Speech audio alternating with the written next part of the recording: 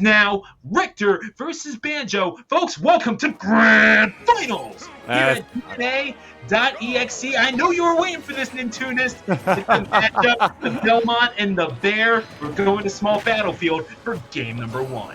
Grand Finals just gets better and better every time you say it, Stu. I've known you for years, and it's just that it just never gets old. Always brings the hype, always brings the fun. We got Richter, we got Banjo, UtopianRay, rocking losers. He needs 6 games in order to win this bracket. Meanwhile, Wildcard, since he has not lost a set, he only needs the 3 to be able to take this DNA and put it under his resume and put it in the books and to mark UtopianRay as a victory on his calling card, potentially once again. Small Battlefield is the pick. Let's get right into it. Already 83% on Utopian, 55 on Wildcard. And these guys are just not even any semblance of camping right now. Both players just swinging for the fences right now, Stu. Ugh. Ooh. I mean, no, it's UtopianRay right now. They were kind of getting used to approaching on that Steve, which is a weird habit to get into in that particular matchup, but nevertheless, going to be utilizing those Wonder Wings to everything that they possibly can. You better believe, I mean, even though obviously these characters do benefit from a little bit of range, each of them, they're going to want to establish their up-close and personal options and put the fear of God in their opposition in any way that they possibly can. That tilt is going to connect and the egg grenade going to blow up. Could have very well taken UtopianRay off at the top. It may well do so at a little bit of a higher percentage, but instead, going to get the burial on the down throw straight into the up tilt, and UtopianRay draws first blood in this best-of-5 set. They'll be looking for the reset. Wildcard, they're going to want to end this night just a little bit earlier. I love that grab. Oh my god. Ooh. Squidward. I love it. I love that grab. Coming out from UtopianRay to be able to take that first stock earlier with the up smash. It was a really aggressive one because he knew exactly where Wildcard was going to be instead, rather than, just sort of running up and just grabbing him where he sees him. It was a really good aggressive one because he knew he was going to have to dip back into the corner. But then you have Wildcard answering right back with that axe. That was... I don't even know how to describe that play, man. Off of the egg, absolutely wild. It's like it wasn't even his projectile, but Wildcard will still find a way to combo an axe into it, my friend. That's how you know this guy's a Belmont, man.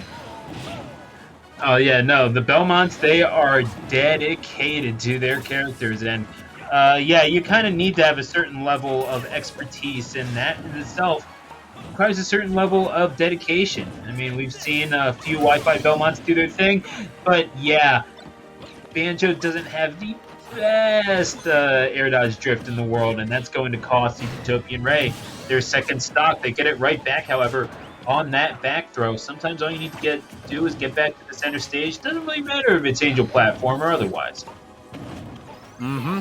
Pretty much might need a little help getting down on that front, but, both these characters can definitely keep you in advantage for quite some time, especially Richter, if you happen to be off that level, which, I gotta be honest, these kills have been a little more on, like, just the neutral, the raw side, Stu, I gotta say. We haven't seen so much of the gimmick stuff from Belmont really come out. We haven't seen Richter really get UtopianRay by the ledge and essentially just keep him there with the holy water like a Belmont is known to do. Rather, he's just electing to play a solid neutral with UtopianRay and just wait to see what opportunities he can get to really arise from it. He's using the fundamentals, man. He's playing Smash the old-fashioned way right now, not even using any of the gimmick stuff yet, and just chucking these projectiles right back at him, and these guys just having a food fight that would take the one I had in the 6th grade to shame, boys and girls. This is wild, man. Principal, we might have to call the principal on this one. You actually had a food fight? That's nuts. I mostly said that for the sake of the joke. Okay, fair enough. But yeah, 90% of my stories are true, I swear to God. But that one is just the opportunity was just there. Well, fair enough. Right now, it could just be UtopianRay playing with their food, but they're not trying to do that. What a spot dodge on the F smash! They very much almost earned that confirm. Excuse me, I was about to say confirmation, but not quite there yet. UtopianRay. Oh, going for the fair. They're going to run straight into that boomerang cross, but yeah, it's all playing out from a certain wheel of distance. UtopianRay eventually does end it by reading the rollback on the stage with the up smash. And you can see what the plan was. Banjo, what was your thoughts? Fair enough. Man, my man finds humor in the little things, man. Just everywhere he goes, just go, huh? I love it. And what I'd also love is that up smash right there, my friend. He saw...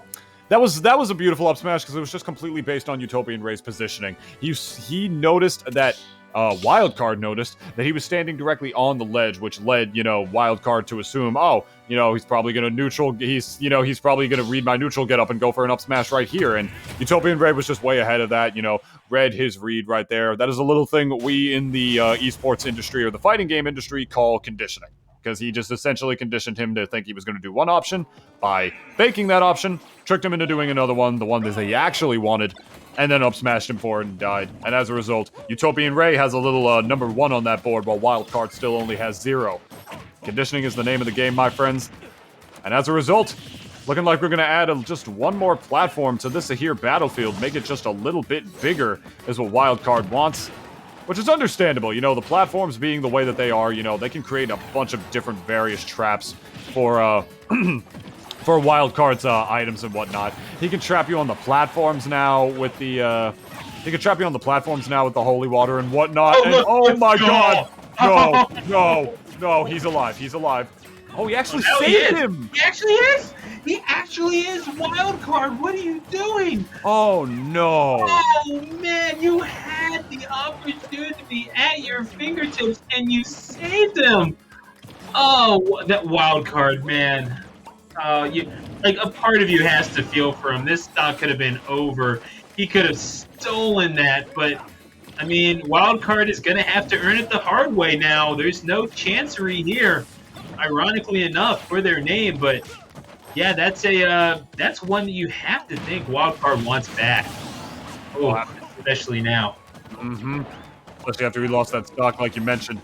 I was gonna say, he'd be really good at setting up these lead traps here on the platforms and whatnot, like right there with the holy water, just essentially creating a lingering hitbox, as well as just making no-fly zones with the cross and with the axe, the platforms can really take advantage of, like, the Y-axis of Smash in that regards, but it's not gonna matter if you're gonna be willing to save your opponent like that. I don't know, maybe he just thought, like, alright, Banjo hasn't had a game in, God knows how long, 14, 15 years at this point. Just let him live a little bit longer, have a little more spotlight, because Smash Ultimate is pretty much the biggest Banjo game that's come out in the last 15 years. But hey, still not what you want to see right now, as he's down an entire stock against UtopianRay because of that save, as the percentage slowly but surely tacks onto him. But even despite the high vertical ceilings of Battlefield, he'll be able to get the classic Belmont down air to the up B situation right there and actually kill him off the top. We're back to even. Wildcard right now is maybe not in the most desirable position, but still doing a decent job of bringing it back. Not doing too poorly for someone who was playing in their first tournament in a month. Their last one was in a Wi-Fi 44, where they didn't really finish all that prominently, but 2 days before that, winning in, coming in third, Fusion.EXE wins over Joshington Gamer, and a 3-1 loss to Dark Falcon in that one. So maybe not doing so well in the Richter Ditto. But nevertheless, I mean, it's not like this guy has not gotten some significant wins before. They've just happened to take a few more. I don't know. They've gotten some decent ones here, and now as they're on their final stock, maybe not the best position. You're almost at a full stock disadvantage against the veteran presence in UtopianRay. But again, you have a little bit of space to work with. I feel like you have to utilize every last inch of it. Maybe get yourself to ledge and try to work from there. Yeah, honestly, because, being by the ledge is not the place that you want to be in against, a Belmont, or at the very least one as proficient as Wildcard. But if you're able to somehow reverse that, that's huge. But I mean, hey, Wildcard's not even going to have the chance to save UtopianRay that time, who's unfortunately going to self-destruct his way down to the bottom blast zones, and we are set back to even again. What is potentially the second, would have been the potential second SD of this game. Wildcard was given an inch. Let's see if he winds up taking a mile, Stu, but then rolls in that same situation that we saw him lose the first game in. But the Holy Water combo right here, not able to keep the pressure on, but we're tilting in the wrong direction and drops that combo. He had the opportunity to keep UtopianRay in disadvantage for a long time with that, and potentially steal this game back away from him, but as a result, It's not going to matter. He's going to be a little too far away from the ledge that time for the forward air to be able to connect, and did not even thinking to uppy there. Probably didn't think he was going to wind up being close enough or whatnot on that front, because Belmonts they're known for their range, but they are not known for their recovery, to say the least. At the very least, not in a good way. There's that situation again. Oh, here it is. Yeah. UtopianRay could have potentially lived that, but he didn't have his jump, so I don't know if the air dodge that he would have gotten off of his uppy would have been able to make it back. But either way, Wildcard made it a lot easier for him on that front. Lost the first stock because of it, too. That's not a good feeling. And then the game as well. Ugh. Yeah, no, you feel like Wildcard might want that one back. It makes you wonder just what their mindset is going into this game number 3. Do you just kind of take this game to reset yourself? If you take some stocks, that's great, but if they reset the bracket, not the end of the world. Like, I'm not really sure what it is to keep you're thinking here, because for a long time you did get it down to the last stock and steal maybe this you're, game back away from him, but as a maybe you're result, wanting some of those interactions back. You realize that, okay, you got yourself out just a little bit too far. Oh, what a great song. But yeah, immediately UtopianRay getting right in their face with the grenade and the nair. So winning these up close battles pretty quickly with just their buttons. Wildcard right now is not really able to establish anything from range, as UtopianRay is going to continue naring this Richter ad infinitum. Some might say ad nauseum. Kind of depends on your perspective there, Nintunist. Honestly, it's looking like a really good set for Ray right now, man. The way that he's able to keep Wildcard in disadvantage right here, putting out the egg in one spot and then jumping into the other one where he knows that he'll be able to cover Wildcard instead. You see him, he's even got the patience mid-combo as well. That forward air is going to not take the stock, barely able to do that. You see these narrow situations, but the beautiful, I got to stop my own thought. I got to stop my own thought right there. Beautiful upbeat gimp right there, man. Putting out the stinkiest little hitboxes, and he knows that's all it takes to kill a character like Richter, who doesn't have the best recovery off the level, at the very least, in regards to his upbeat. But what I really like from Ray so far is that we're seeing the patience in these combos. Like you saw right there, he was going for a jab lock combo. On the top platform, he had an opportunity to go for a re-grab, but he knew he didn't have to because the egg was coming back, so he decided to wait just another second more for him to be able to land a neutral air, and as a result, he got so much more damage off of it than he needed to. He's even waiting to go for the gentleman when he has to, rather than go for the jabs. Honestly, I'm going to be real with you. I think UtopianRay is I think he's feeling himself right now. I mean, wouldn't you be too? That's a pretty significant lead that you have built up. However, Wildcard is starting to find themselves just a little bit on flat ground, and they are making UtopianRay go up to the platforms. The question is, what can you do aside from Boomerang Cross that's really going to make UtopianRay kind of feel a sense of danger by going up there? Right now, Ray is kind of making you jump and getting your feet off of the ground. That is not where you live as a Belmont. That is, however, potentially where you die, and that is very much in the desired sort of outcomes. If you're UtopianRay, almost catches the roll with that F smash. And Ray playing with a sense of fearlessness right now that, well, you might say is a little bit uncommon for Banjos. Yeah, it's really interesting. He's really not scared to fight Wildcard in the meat when he has to, and that's not surprising at all. Like the whole thing with Wildcard and that both be takes the stock. The whole thing with the Simon and Richter as a character is that they're these crazy distant demons. They get you by the ledge. They keep you there forever, pretty much until you die. Ooh! He takes the stock off of the bomb reversal there. Wildcard saying you might be talking about UtopianRay a lot, but I got a lot of good situational awareness of my own, my friends. But yeah, I mean, UtopianRay's not scared to play up close, because it's Belmonts, and that's what their downside is sort of supposed to be, You do kind of need that, though, if you are a Belmont. Those combos off of, especially when the boomerang is hitting you back into you, you got to be ready with that up B.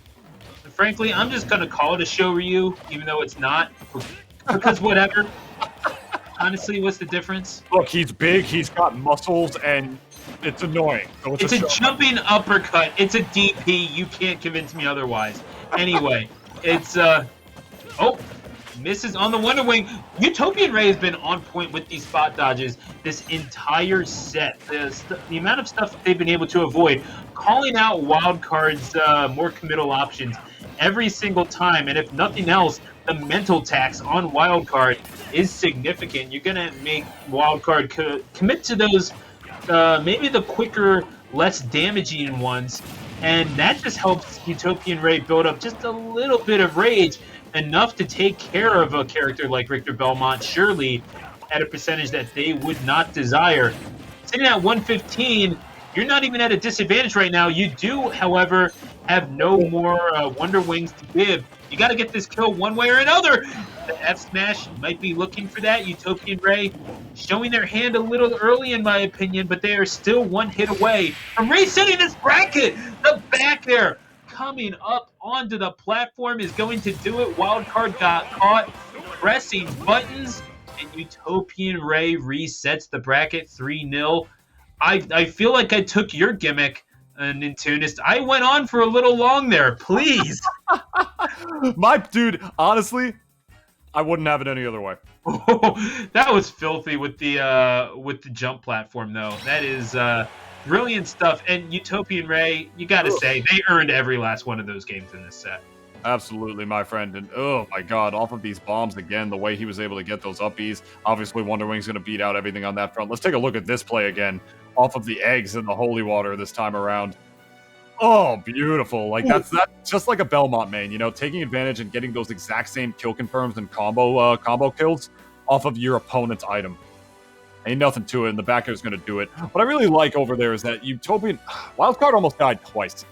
He had no choice on one situation but to forward air the ledge, and the angle that sent him at, where he, like, sort of swings and, like, hoops himself underneath it, actually saved his life, because he had Utopian Ray had the upbeat platform that Banjo spawns right above him, and if that hit him when Belmont didn't have a jump, that would have killed him. He had to air dodge back onto the stage as well, lest he got hit by the forward smash read that Banjo-Kazooie was going for right there in Utopian Ray. It was wild. It was wild, man. Like, he avoided death so many times, but unfortunately for Wildcard, it just wasn't enough. Utopian Ray's neutral and his presence, and more so his aggression that he kept showing Wildcard by the ledge, sort of taking a play out of his book. You want to talk about taking plays out of books? That's Utopian Ray and Banjo really taking a play out of a Belmont's book right there. And just sort of hitting him with a taste of his own medicine, like you mentioned in that last game too. And as a result, we got true finals for you guys right now. Wildcard losing one set, but fortunately for him, he was in that winner's bracket, so he's got one more chance to prove himself. Yeah, Wildcard, this is their highest finish in a I think a collision tournament overall, and really that they've ever had. They don't enter tournaments all that often. They definitely do take their doses of Wi-Fi Smash a little bit more sparingly than, say, Utopian Ray does. I feel like that's kind of what's showing here. Utopian Ray is feeling like, okay, you're not the first Belmont that I have seen. In fact, your pal Dark Falcon might have prepared me for you a little bit more than you might initially think. But Utopian Ray right now is just comboing Wildcard. Good air dodge by Wildcard to get out of the way of that Wonder Wing. I feel like you got to do everything you can to stay out of range of that. But then again, avoiding the bear that's willing to punch you in the face in midair, that's generally a good stratagem as well. Yeah, I mean, Utopian Ray really going out here showing you that he mains this character, man. Like, the way he's able to keep his opponent in disadvantage with Banjo is something wild, because, you know, one of the reasons that, you know, some people don't consider Banjo as good as they would like him to be is how easy it is to mash out of his down throw parry. And every time you see Wildcard do that, you know, Utopian Ray just dash dances back in and out and just waits to see where he's going to be so he can either get those regrabs or wait to cover the other space that he's going to be in with a Wonder Wing, man. It's just, he knows his option to properly cover whatever Wildcard chooses to pick at a disadvantage. You know, there's no true combos off of the down throw with, like, you know, relatively lower percent, you know, 100, even 120, depending on how quick your opponent can mash out, but it doesn't even matter. Whatever they pick, despite the mash out, Utopian Ray is just there to cover it on the way out. And that's why he's still up a stock now, too. Oh. There? No. Yeah, no, that's Utopian Ray right now. Again, on point with the parries, bringing in a little bit of that offline tech. You got to appreciate that. I know parries, offline tech. I recognize that. But anyway, down throw into up tilt. yeah, that's a 3-1 advantage for UtopianRay, and I understand that he's not the only guy to parry online, but we've seen him do it pretty consistently, or at least consistently enough for it to be a significant part of their gameplay. I kind of wonder how much of that is chancery, or if they've just adapted the Wi-Fi that much. Oh, Oh my goodness, that is a whole 3 stock to start off the first set. And yeah, that Banjo looking nigh upon unbeatable right now in Tunist. bro, my man got hit with the ugly. Really did. Yeah, That's rough. this is this is where like the sort of like this is where the Mac factor comes in for a character like Belmont's, when you just have like not even powerful, but like not only dinky hitboxes, Stu, but non-committal ones, like Banjo's up B is. Let's take a look at this again. My man was just recovering on the way back, and it's like, whoops, I accidentally killed you. Like, that's just I'm not saying that was completely an accident, but if it was, UtopianRay wouldn't have had to hide it. He could have easily just said, yeah, I was recovering and he got hit. Because either way, he was going to up B there, regardless who was trying to edge guard him. He just, I think UtopianRay just knew he was going to go for, like, he was going to get, like, 2 birds, 1 stone in that situation. And as a result, just decided to put that out there, very non-committal option. Either way, it puts him back onto the stage where he can potentially regain stage control or set up a ledge trap situation. That's UtopianRay going up the first game, ladies and gentlemen. The Baron Bird seems untouchable right now. Will he 6-0 wild card?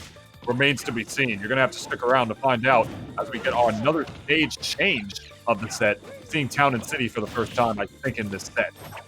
UtopianRay, again, has already made a grand finals this week in a tournament, Fusion.EXE, in fact. They wound up making grand finals before running into Myron, who beat them in the in winners quarterfinals of top 32. So yeah, they're doing pretty well for themselves, and again, have beaten some pretty significant opposition thus far. I mean, this week, Bonk, Time Gear, Rivers by a score of 3-1, and yeah, they're gonna try to add the title of this tournament to their list, especially after they had to go through Bashi, and indeed Wildcard in that last set in order to do it. Even if it's in a 6-0, that's all better, but Wildcard right now, trying to prevent that from happening, as they're going to draw first blood in this game number 2. Been real good so far for the wild card for the first time in the set this time around. The question is, will he be able to keep this bear and bird in video game hell where the character just happens to reside right now? Who knows, ladies and gentlemen. Banjo-Kazooie more relevant than they've been in years, of course. Love these characters, but hey, now he gets reversed hit, and once again, just narrowly getting that forward air onto the platform and just sneaking his way underneath the up B platform that Banjo-Kazooie can spawn.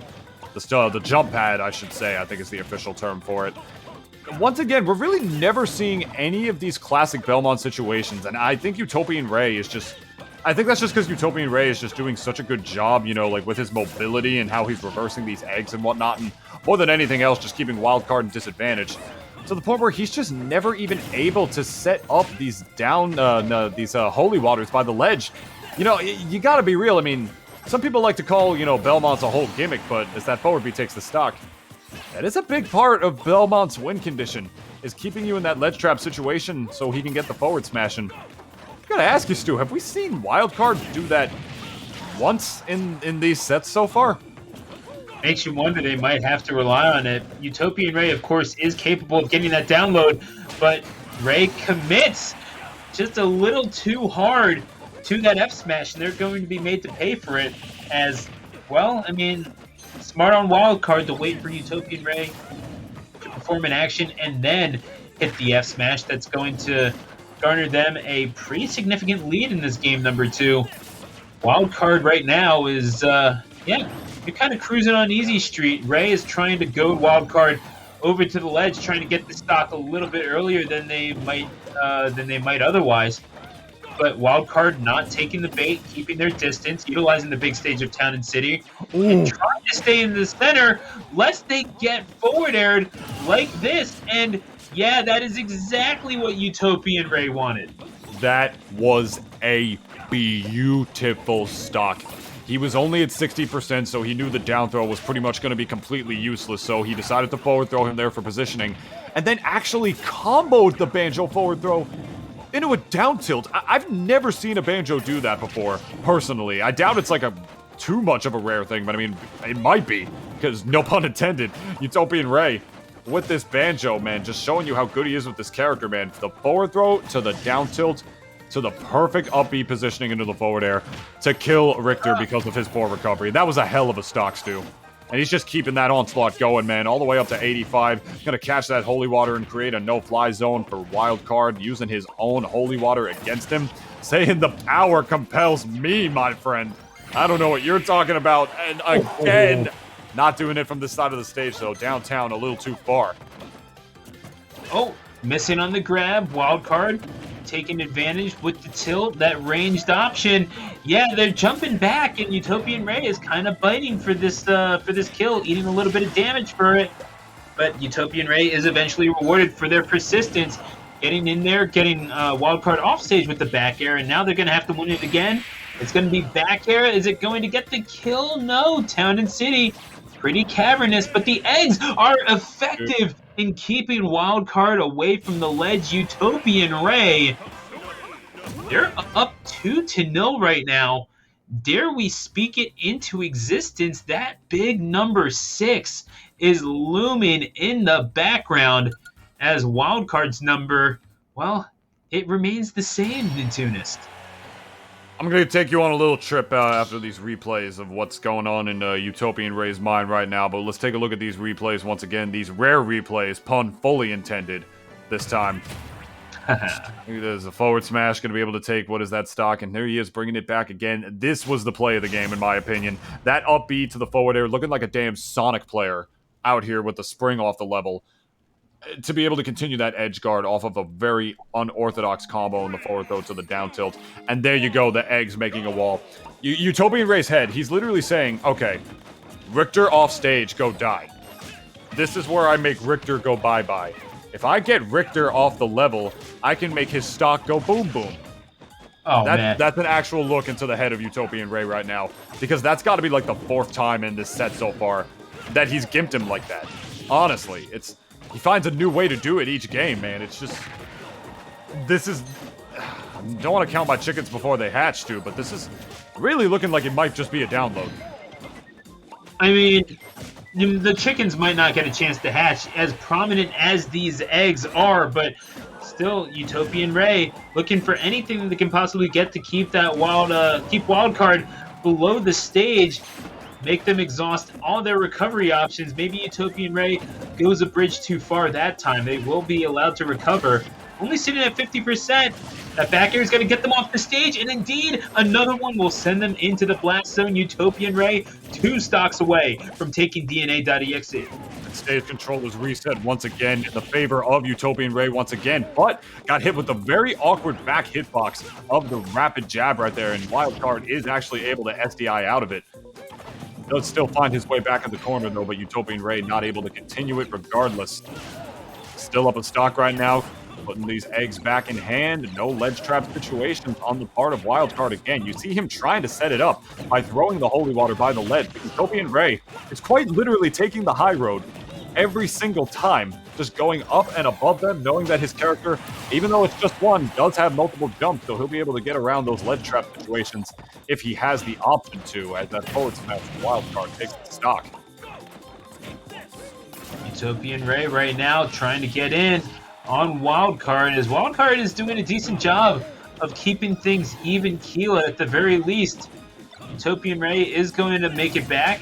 The aerial drift, and they're not even going to suffer damage from the grenade. So that's all well and good. But yeah, UtopianRay right now, at least in a decent position for the set. Wildcard is going to need a big adjustment here. What's it going to take for them to make this thing happen as they get forward thrown?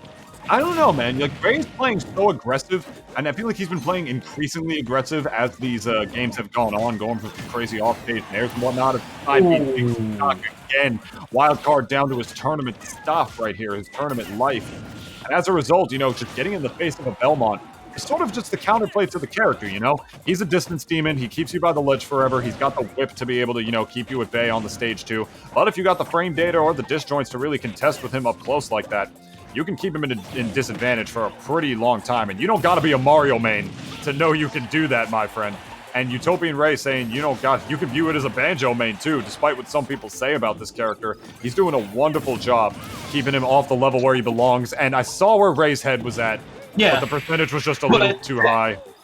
I don't think they're gonna mind. And there you go! On the wings of love, UtopianRay flies into a DNA.EXE title. You gotta love that, especially at the very end, giving us the Twitter clip, proven once and for all, every kiss begins with Ray. I don't. Oh my gosh! Like that didn't do it, but then you know, just God, there's no words. I'm not gonna say any words to even amplify a play like that. They speak for themselves. It's like Tweak streams. He doesn't say too much. But the guy's just too damn good at the game, so his actions just speak for themselves, man. You could watch him for hours. UtopianRay saying, I got some mad skills too, my friend. That is not a single game that he dropped in that grand finals, double grand final set, as we saw before. That's a 6-0 on the part of Ray, showing and asserting his dominance once again. But hey, man, wild card, hell of a showing tonight, my friend. They did a wonderful job throughout this bracket, man. Honest to God, beating 3-2 earlier before. Honestly, some other man's Vabu is another one. And more than anything else, WebJP, that is a hell of an upset for you to be able to take in this bracket. It's not like they walked away from nothing. So you did a wonderful job, my friend. Congratulations on second place. And another congratulations to UtopianRay finishing first with not a single game dropped in those grands, man. What a hell of a set that we had going for. And you can't forget, rocking that third as well with the Steve. Definitely going to be wanting his their revenge on wildcard later on, especially with how that set ended earlier on for them in winners finals earlier with those SDs. He's definitely going to be thinking about that in his dreams, in his nightmares, much like Elegant with the weak back hair at GTX. It will haunt him every day of his life until he gets that retribution that he needs. I'm not convinced of that, because wildcard coming into this, their first tournament in over a month, they did really well. I don't think they're going to be complaining about this result at all, and frankly, I think they have a lot to be proud of. You're absolutely right, including that win over WebJP to qualify. I was talking about It makes you wonder about that, but definitely is going to have their chances to recover. Perhaps they'll be able to do so tomorrow night, both on the Collision stream and the Buzzy stream for Galaxy Gambit X Collision. Yeah. Party's so big, we need 2 streams to hold it. Smash.gg/Galaxy Gambit. Of course, the party doesn't stop there. Monday, Fusion.exe, Smash.gg/Fusion for that. And of course, our good friends over at No Pause Tournaments, we do have the vacation slide for you every single Tuesday, obviously. Smash.gg/Bayo, BAEO for the record. But yeah, Xeno Wi-Fi on Wednesdays, Smash.gg/Xeno Wi-Fi, LAN adapters only, the regions. Okay, it's actually all of New England, MDVA, and of course Tri-State. But yeah, get your. I think they added the Carolinas recently, if I'm not mistaken. They may very well have, but folks, I did want to bring it up because we do have our good friend Beast, shout out Beast, in the chat. Yeah, our good friends over at No Pause Tournaments, they have a tournament going on this Sunday. Get off your friendlies. It's happening, Sunday afternoon. You're going to want to get in on that. No Pause Tournaments Twitter has the information, so please go ahead and check them out over there. You already know the vibes at NP Tournaments. They got the information. The Smash GG is available as well. So, yeah, definitely get there. The registration ends at 1 p.m. on Saturday, I believe. Bracket will be starting at 3. On Sunday, excuse me. Bracket starting at 3. Just making sure that all the information is out there. So, Nintunist, that's all for us. Any parting thoughts? Any parting thoughts? Thank you, as always, to Crystallodian for having me and for thinking of me as a commentator. I'm trying to commentate a lot more than I was before. It's something that I very still love to do, and it's something that, despite these trying times that, the world is going through and that we're all been going through right now, that I very much still have what is a privilege to be able to do. There's no other word to describe it. So I want to thank Chris and any other organizers, streamers, or TOs that allow me to continue to do what I love and make this happen. I don't always say it, but it's something that I'm more grateful for than I can really put into words. So if that describes it for you, I hope that suffices. If you want, you can go follow me at Nintunist. Don't follow my Twitter; it's awful. And if you want to really help me out, you want to follow me instead.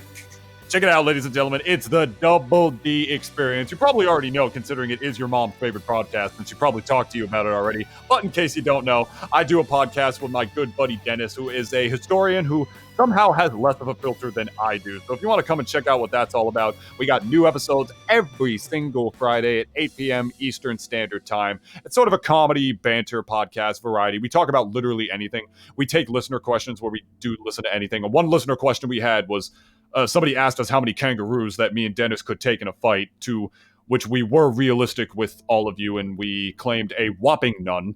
That is absolutely none. Kangaroos are insanely powerful creatures. They would destroy my ribcage in a matter of seconds. But Yeah. available at youtube.com/Nintunist or wherever you get your podcasts, on Spotify, Apple Podcast, Google Podcast, whatever that last one was that I forget. I think it's Overcast that was on there, and a bunch of other streaming platforms as well. It's my little baby right now, and it means a lot to me, and I'm having so much fun doing it. So if you want to come give it a chance, if you're looking for a new podcast to listen to, a new show to put in the background while you play a game, listen to a stream, whatever, that would mean the world to me. So you can go and check that out at the Double D Experience. Right on. On all those platforms.